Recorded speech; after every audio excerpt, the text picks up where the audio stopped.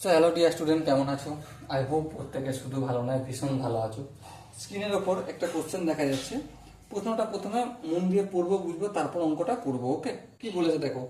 Sign to the power 4 minus cos to the power 4 equal to k to the power 4 হলে কি বলেছে?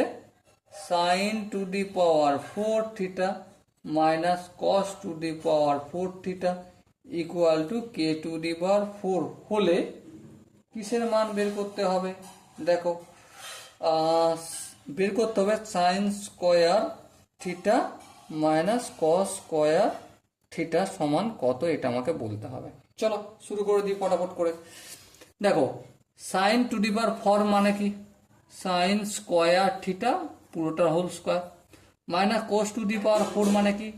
কস square theta এই পুরোটা whole square equal to k to the power 4। Okay, এবার দেখো এই সাইন স্কোয়ারটাকে এ ভাবো আর কস স্কোয়ারটাকে যদি বি ভাবো, তাহলে A square minus B square সূত্র কি?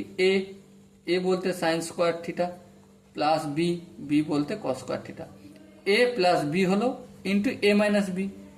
এ মানে এখানে sine square theta minus cos square theta. তাহলে দেখো A plus B into A minus B, আর এদিকে যেমন রয়ে গেছে কে টু দি পাওয়ার 4 লিখে দিলাম।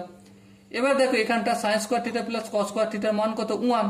তাহলে 1 into sine square theta minus cos square theta equal to k to the power 4।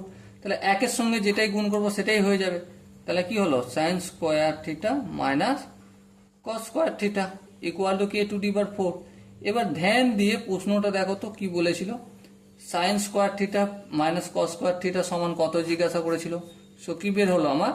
K to the power 4 বের হয়ে গেল। ওকে, সো এখানে যে চারটে অপশন ছিল তার মধ্যে option D is the right option. Okay, so dear student, আশা করি অঙ্কের প্রতিটা স্টেপ বোঝা গেছে। যদি কোনো স্টেপ বুঝতে অসুবিধা হয় বা ডাউট থাকে বা কনফিউশন থাকে, তার জন্য কি করতে হবে? কমেন্ট বক্সে জানাতে হবে। ওকে, সো দেখা হচ্ছে পরবর্তী সেশনে। ততক্ষণ পর্যন্ত ভালো থেকো, সুস্থ থেকো এবং জয় হিন্দ।